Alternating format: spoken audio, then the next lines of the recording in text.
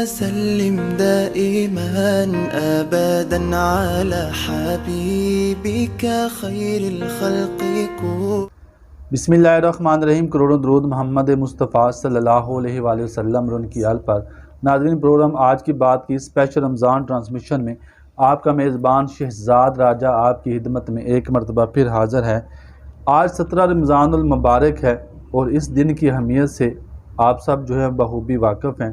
کوشش کی ہے کہ ہم بھی آج کے دن کی اہمیت کے حوالے سے آج کا پروگرام جو ہے وہ آپ کی خدمت میں پیش کریں. علامہ اقبال نے آج کے دن کے حوالے سے فرمایا تھا، فضائے بدر پیدا کر فرشتے تیری نصرت کو، فضائے بدر پیدا کر فرشتے تیری نصرت کو، اتر سکتے ہیں گردوں سے قطار اندر قطار اب بھی. تو ناظرین، 17 رمضان المبارک یہ وہ دن ہے جس دن دنیا اسلام کی پہلی جنگ عظیم جو ہے وہ ہوئی، اور اس میں مسلمانوں کو اللہ تبارک و تعالیٰ نے غیبی مدد فرما کر ایک تاریخی کامیابی وہ دی.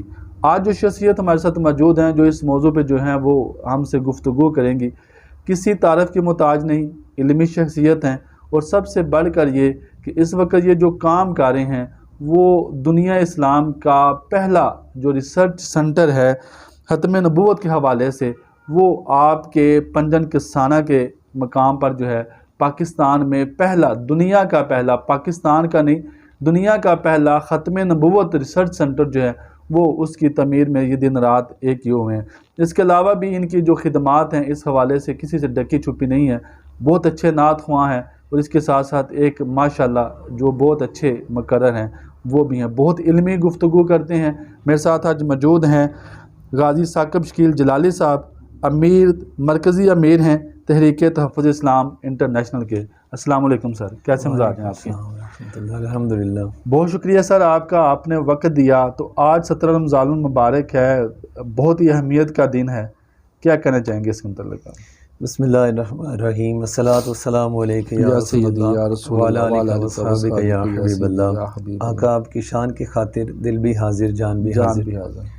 میں سب سے پہلے آپ کا ڈاکٹر صاحب شکریہ ادا کروں گا کہ آپ ہمارے علاقے میں جو دینی کاوش ساتھ لے کر چل رہے ہیں، صحافیوں کے لیے میں سمجھتا ہوں کہ بہت ایک مشعل راہ ثابت ہو رہا ہے. اور آپ نے اس صحافت کی دنیا کو، جہاں یہ لفافہ مافیا بھی اسی میں مشہور ہے، اور بہت سارے جو ایسے لوگ ہیں جو پاکستان کے NTV بھی چینلز پر کام کر رہے ہیں، لیکن آپ نے اپنی تربیت اور اپنے والدین کی کوشش ہے جی کہ اپنے حصے کے شمع جو ہے وہ روشن کریں. جی ایک خوبصورت پہلو بہرحال آپ لے کر چل رہے ہیں. اللہ اس پر آپ کو اجر عظیم عطا فرمائے. یوم بدر یہ 17 رمضان المبارک کو ہوا اور سن 2 ہجری میں یہ پیش آیا. یہ اسلامی ریاست کی پہلی باقاعدہ جنگ ہے. اس سے پہلے بھی بہت سارے حادثات پیش آئے، بہت سارے لوگ مسلمان شہید بھی ہوئے، لیکن اسلامی جیسے کہ جنگ یہ پہلی تھی. حادثات تو بے شمار ہوئے، لیکن جنگ باقاعدہ جنگ جو جس کہتے ہیں کہ طبلِ جنگ بج گیا جی، وہ ایسے ہی ہوا کہ باقاعدہ 2 لشکر اپنے ایک دوسرے کے آمنے سامنے ہوئے. یہ حادثہ نہیں تھا، باقاعدہ انہوں نے کفار مکہ نے ایک پلاننگ کے ساتھ مدینہ شریف پر چڑھائی کی تھی. گو کہ ان کے پیچھے تو بہت سارے عوامل تھے، لیکن انہوں نے ریاست مدینہ کو ختم کرنے کے لیے یہ اپنی طرف سے کوشش کی تھی. اور ابو جہل دیگر بھی جو امراء مکہ تھا ان کو ساتھ لے کر حملہ آور ہوا تھا. تو یہ باقاعدہ ایک جنگ ہوئی تھی. 110 کلومیٹر دور تھا یہ مدینہ شریف سے ایک جگہ کا نام، جہاں ایک کنواں کھودا گیا تھا، بدر نامی شخص نے کھودا تھا. ایک وسیع میدان تھا، اس میدان میں انہوں نے آ کے پڑاؤ کیا جو جنوب اور مغرب کی جانب مدینہ شریف سے یہ واقع ہے. تو وہاں پہ نبی کریم صلی اللہ علیہ وآلہ وسلم بھی اپنے 313 جانثاروں کو لے کر پہنچے، اور مقابلے میں 960 کفار تھے جو اسلحہ سے لیس تھے. ان کے پاس تو خاطر خواہ اسلحہ بھی نہیں تھا، لیکن ان کے پاس جو اسلحہ تھا وہ ایمان کی طاقت تھی، توکل علی اللہ تھا، اور نبی پاک صلی اللہ علیہ وآلہ وسلم کی ذات پر اعتماد تھا. آقا کریم صلی اللہ علیہ وسلم کی آپ نے سلاری میں تمام صحابہ کرام نے اپنی جانب کا نذرانہ پیش کرنا چاہا، تو اللہ کی رضا کی خاطر ایک قدم تھا، اور ایسا تھا کہ قسم پرسی کے عالم میں تھا. تو اللہ وحدہ لا شریک نے پوری دنیا پر واضح کیا کہ تعداد نہیں توکل جیتا کرتے ہیں. تو یہ اللہ کی ذات پر یقین کی ایک جنگ تھی. اچھا، اس کا پس منظر کیا تھا کہ مطلب یہ اس وقت تو مسلمان جو ہے وہ ایک تعداد میں آ چکے تھے، 313 کی تعداد جو تھی، اس کے علاوہ بھی مسلمانوں کی تعداد ضرور تھی، لیکن جو میدان میں تھی وہ 313 تھی. لیکن کفار اس کے مقابلے میں پھر بھی بہت زیادہ تھے. پس منظر کیا تھا، لڑائی کیا تھی اس وقت؟ کیا وہ حق اور باطل کی ہی لڑائی تھی یا کوئی اور لڑائی تھی؟ اس کا پس منظر ایک تو پیش کیا جاتا ہے کہ وہاں پہ تجارتی شاہراہ تھی جو مدینہ شریف کے بالکل مضافات سے گزرتی تھی. ٹھیک اس شاہراہ پر قبضہ اب مسلمانوں کا تھا. ٹھیک. اور آپ ماشاءاللہ ذی شعور ہیں، جانتے ہیں کہ پوری دنیا میں ہمیشہ جنگ و جدل اس کا جو دار و مدار ہے وہ زیادہ تر معیشت پر ہی ہوا ہے. ڈیفینیٹلی ایسے اگر ہم دین کو نہ بھی لیں تو معیشت کی وجہ سے ہوا. اب ہوا یہ تھا کہ ایک شخص گیا مکہ شریف میں، وہ عمرہ کرنے گیا تھا، تو وہاں اس کو روک لیا ابو جہل نے. اس نے کہا کہ اگر تو امیہ کا مہمان نہ ہوتا تو میں تمہیں قتل کر دیتا، تم نے ہمارے دینی دشمنوں کو مدینہ شریف میں پناہ دے رکھی ہے. ٹھیک. تو اس نے کہا کہ تو مجھے قتل کیسے کرے گا؟ اگر تو اس طرح کی کوئی جسارت کرے گا تو مجھ سے بھی اہم تیری شاہراہ کاٹ دی جائے گی. یعنی جو تیرا رستہ ہے تجارت کا وہی ختم کر. اگر کسی کی تجارت کو کلوز کر دیا جائے تو بندہ خود بخود ختم ہو جاتا ہے. ایسے ہی. تو یہ ایک تو یہ تھا.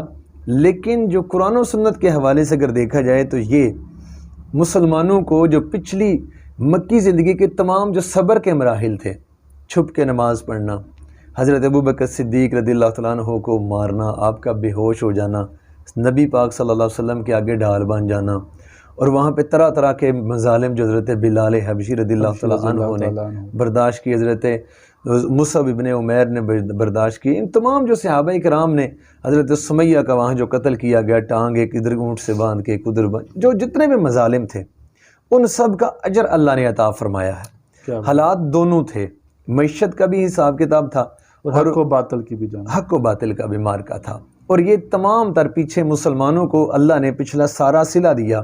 صرف 2 ان کے پاس گھوڑے ہیں، ان کے پاس صرف 8 تلواریں ہیں. اچھا بتائیے مسلمانوں کے پاس کیا ساز و سامان تھا اور وہاں دوسری طرف کیا تھا؟ دوسری طرف تھا 960 ان کے پاس افراد تھے، پیادہ بھی اور سوار بھی، سارے کے سارے مسلح تھے.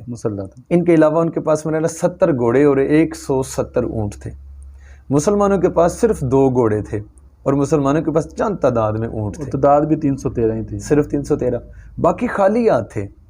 اور خالی ہاتھ جب تلوار والے کے سامنے گیا تو رب نے وہ کہ جو اللہ کی راہ میں آئے گا تو اللہ تعالیٰ خود اس کا مہربان اس کی مدد فرمائے گا، تو یہ اللہ تعالیٰ نے وہ کر دکھایا. اچھا قرآن پاک میں بھی اس جنگ کا ذکر آیا، مقام بدر کو یہ فضیلت حاصل ہوگی، اہمیت حاصل ہوگی کہ اللہ تبارک و تعالیٰ نے قرآن پاک میں کر دیا.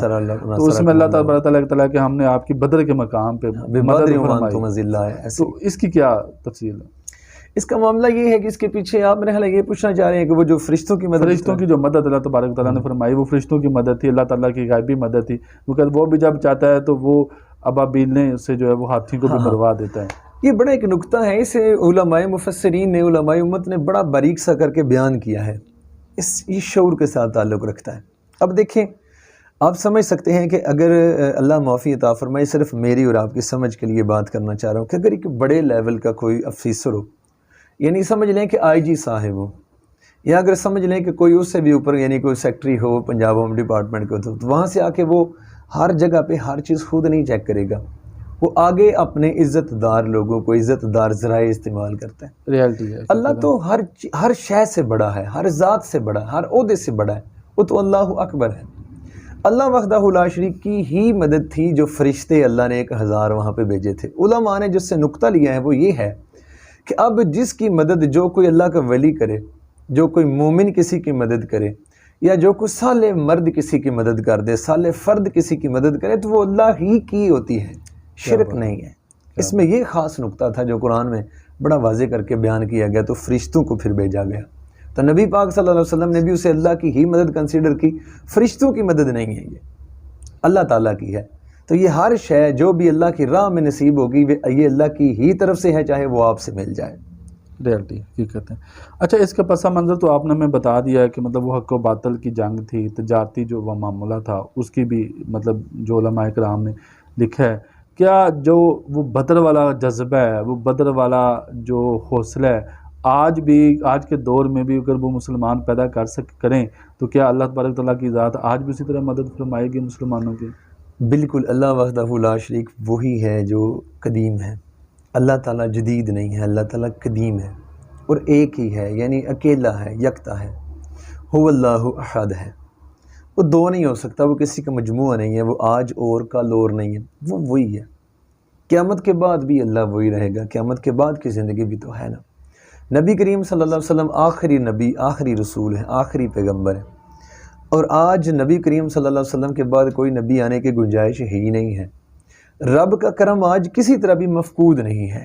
ہاں، وہ جو لوگ تھے صحابہ کرام رضوان اللہ علیہم اجمعین، ان لوگوں نے اگر ان کی آپ سابقہ زندگی دیکھیں، سابقہ زندگی آج کے دور سے بھی وہ والے جو تمدن، جو ثقافت، وہ سسٹم تھا، جو معاشرہ تھا، وہ گرا ہوا تھا۔ اگر ان لوگوں نے اپنے کردار کی دولت حاصل کی ہے اور اپنے آپ کو اسوہ رسول اللہ صلی اللہ علیہ وآلہ وسلم میں ضم کیا ہے، تو پھر رب تعالیٰ کی مدد بھی ان تک پہنچی ہے۔ اگر آج بھی ہم اسوہ رسولی میں ضم ہو جائیں تو رب کی مدد آ جائے۔ مجھے بتائیے گا، جنگ بدر پہ ہم جو ہے وہ گفتگو کر رہے ہیں، آج بھی حالات بعض کا ایسے پیدا کر دیے جاتے ہیں کہ جیسے ناؤذ باللہ نبی پاک صلی اللہ علیہ وسلم کے خاکے شائع کیے جا رہے ہیں، فلمیں، سٹوریاں جو ہیں وہ بنا کے جو ہے وہ ریلیز کی جا رہی ہیں۔ آج کے مطلب معاشرے میں، اس سسٹم میں، اس دور میں جب یہ چیزیں ہو رہی ہیں، گستاخی ہو رہی ہے، حق و باطل کی جنگ آج بھی ہے، لیکن اس میں یہ ہے کہ جب تک آپ حکومت وقت آپ کو جہاد کا اعلان نہیں کرتی، آپ پہ جہاد فرض نہیں ہے۔ ایسے میں جب ہماری حکومتیں بے حس ہو جائیں تو تب ہم پہ کیا ڈیوٹی عائد ہوتی ہے؟ اس میں صورتحال یہ ہوتی ہے کہ فتاوی عالمگیریہ میں یہ موجود ہے کہ جو قاضی القضاء نے، جو وقت کا قاضی ہے، جو حکومت ہے، اس کا حق ہے کہ وہ از خود نوٹس لے۔ آپ از خود نوٹس سے ضرور واقف ہیں، اور ان دنوں تو اب بڑے ہر بندہ ہی واقف ہو چکا ہے کہ از خود نوٹس لیا جا سکتا ہے۔ ایسے ہی ہے، ٹھیک ہے۔ یہی سپریم کورٹ کی ویلیو اجاگر کرنے کے لیے اسی قاضی الوقت کی ویلیو کو اجاگر کیا تھا اسی ہمارے حاکم نے۔ ایسے ہی ہے۔ جب آسیہ ملونہ کا کیس سامنے آیا تھا تو انہوں نے کہا تھا کہ سپریم کورٹ نے کہہ دیا اب نو آبجیکشن۔ ایسے ہی ہے، اور اب اسی نے جب سو موٹو ایکشن جب لیا ہے تو اب یہ ساری صورتحال سب پر واضح ہے۔ ایسے ہی ہے۔ اب جب عام حالات میں یا کسی ادارے کے اگر کوئی ایسی بے نظمی، بے ضابطگی یا کوئی بھی ایسا ایشو بن جاتا ہے، میں کسی پارٹی کی طرف سے تو نہیں بات کر رہا، میں تو ایک دینی حوالے سے بات کر رہا ہوں۔ ہم اوورآل بات کریں کہ مطلب جیسے آسیہ ملونہ کو اس وقت چھوڑا گیا، ٹھیک ہے، نبی پاک صلی اللہ علیہ وسلم کی شان میں گستاخیاں کی گئی اور قاضی وقت جو ہے وہ اس بات کا نوٹس نہیں لیتا، تو پھر ہم پہ کیا ڈیوٹی عائد ہوتی ہے؟ کیا ہم بھی اتنے ہی مجرم ہیں؟ ایسے صورتحال میں پھر ایسے ہو جاتا ہے کہ قانونی ضابطگی، اگر قانون کے ادارے آپ اگر دیکھیں گے کہیں پہ کوئی چوری ہو رہی ہو تو اگر وہاں قانونی پہلا چارہ ہے قانون وہاں پہ پہنچے، اگر قانون نہیں پہنچ پاتا پھر عوام قانون کو ہاتھ میں لیتی ہے۔ لیکن اگر قانون پہنچے وہاں پہ اپنی آنکھیں بند کر لے تو وہی صورت ہو گئی نا۔ قانون کا استعمال ہے یہ، قانون ہاتھ میں لینا، قانون کا استعمال کرنا۔ اگر ادارے قانون کا استعمال کریں گے تو ہم یہ کہیں گے اداروں نے قانون ہاتھ میں لے کے اس کا مؤثر استعمال کیا۔ اگر وہ نہیں لیں گے پھر عوام لے گی، چونکہ ان کے سامنے شریعت مطہرہ کے سامنے ایک واقعات موجود ہیں۔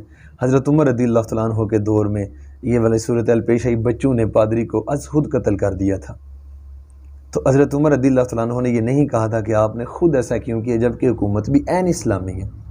صورتحال یہ ہوتی ہے کہ جب بھی کسی گستاخ رسول والا واقعہ پیش آتا ہے تو ہمارے ملک پاکستان میں خاص طور پر آج تک کسی ایک بھی گستاخ رسول کو کیفر کردار پر تک نہیں پہنچایا گیا، بلکہ چھٹی والے دن عدالتیں لگا کے یہ 17 مسیح اور کیسر مسیح والے واقعات موجود ہیں تو انہیں باہر بھیجا گیا ہے۔ یہ ساری صورتحال ہوئی ہے۔ تو ایسی صورتحال میں میں سمجھتا ہوں کہ اداروں کو اپنی ذمہ داری پوری کرنی چاہیے۔ اگر نہیں کر رہے تو روزانہ یہ غازی ممتاز اور غازی علم دین اور سب لوگ پیدا ہو رہے ہیں، اسی کی وجہ سے سب ہو رہا ہے۔ اچھا، کیا پیغام دینا چاہیں گے 17 رمضان مبارک کے آج کے دن کے موقع پر، اور اسپیشلی آج کے دن کے موقع پہ ہمیں اپنے گھروں میں کیا اہتمام کرنا چاہیے؟ یہ جو 17 رمضان المبارک آج یوم بدر شریف ہے، آج سب سے پہلے تو ہمیں شہدائے بدر کے لیے، چونکہ ان کی فضیلت بہت زیادہ ہے، کوئی شک نہیں، حضرت ابو بکر صدیق رضی اللہ تعالیٰ عنہ نے انہیں ہر ایک قسم سے، ہر کام سے انہیں ہٹا کے تو انہیں آپ نے اپنی طرف سے، حکومت کی طرف سے انہیں معاوضہ بھی دینا شروع کیا تھا، انہیں تبرکات میں رکھا تھا کہ یہ ہمارے لیے بزرگ ہستی ہیں، ان کا مقام دیگر صحابہ سے بڑھ کے ہے۔ آج تو ان کے لیے ہمیں ختم شریف کا اہتمام کرنا چاہیے، کیونکہ اگر ہم شریعت مطالعہ کے کتب میں اگر ہم ان کو اصالہ ثواب کریں گے تو یہ ہماری شان کے مطابق وہاں پہنچے گا، جو مقام ہمارا ہے اس کے مطابق اگر ہم بھیجیں گے تو ان کی شانوں کے مطابق ہمیں بھی واپس کا ریوارڈ میں ملے گا۔ ایک تو یہ کرنا چاہیے۔ دوسرا پیغام یہ دینا چاہتا ہوں ڈاکٹر صاحب، آج آپ کے پروگرام کی وساطت سے یہ کہنا چاہتا ہوں کہ آج ہماری سوسائٹی میں اللہ کی ذات پر توکل بہت کم ہو چکا ہے۔ ہم اللہ کے نام کا حیا نہیں کرتے۔ میں نے تو اب یہ چونکہ ہم ختم نبوت سینٹر کی تعمیر میں ہیں، اچھے لوگ بھی بہت سارے ہیں، لیکن چند ایسے لوگوں کو دیکھا ہے کہ جن نے جب کہا کہ ختم نبوت سینٹر یا مسجد یا مدرسے کے جب جو ہی نام استعمال ہوا انہوں نے اپنے ریٹ بڑھا دیے۔ یہ آج ہم اللہ وحدہ لا شریک کا شرم نہیں کر رہے، حیا نہیں کر رہے۔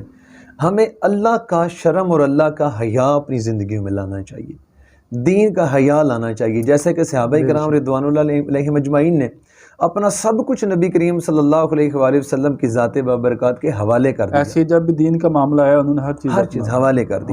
آج ہمیں توکل علی اللہ اور نبی کریم صلی اللہ علیہ وآلہ وسلم کی احادیث مبارکہ پر کامل یقین رکھنے کی ضرورت ہے۔ میں تو یہی چاہوں گا کہ ہمیں ان تمام باتوں پر لے آنا چاہیے، اپنی ذاتی جو بھی پلاننگ ہے اس کو اکارڈنگ ٹو نبی کریم صلی اللہ علیہ وسلم کر دینی چاہیے، اسی میں ہماری فلاح ہے۔ بہت شکریہ جی۔ یہ تھے جناب غازی ثاقب شکیل جلالی صاحب، بہت ہی پیارے انداز میں علمی گفتگو جو ہے وہ یوم بدر کے حوالے سے فرما رہے تھے۔ میں تو ان ساری باتوں سے صرف ایک نتیجہ اخذ کرتا ہوں کہ اگر آج بھی ہمارا توکل اللہ تبارک و تعالیٰ کی ذات پہ مضبوط ہو جائے، اور جو اقبال نے فرمایا تھا کہ محمد سے وفاتوں نے تو ہم تیرے ہیں، یہ جہاں چیز ہے کیا لوح و قلم تیرے ہیں، اور آج بھی اگر ہماری وفا محمد مصطفیٰ صلی اللہ علیہ وسلم سے پکی سچی ہو جائے تو آج بھی اللہ تبارک و تعالیٰ کی جو مدد ہے، جو نصرت ہے، وہ مسلمانوں کے لیے ہر مقام پہ، ہر میدان میں اتر سکتی ہے۔ آج کے دن اپنے گھروں میں ضرور اہتمام کریں، شہدائے بدر کے لیے ان کے سال ثواب کریں۔ دیکھتے رہیے پروگرام آج کی بات میں دائما أبدا على حبيبك خير الخلق كلهم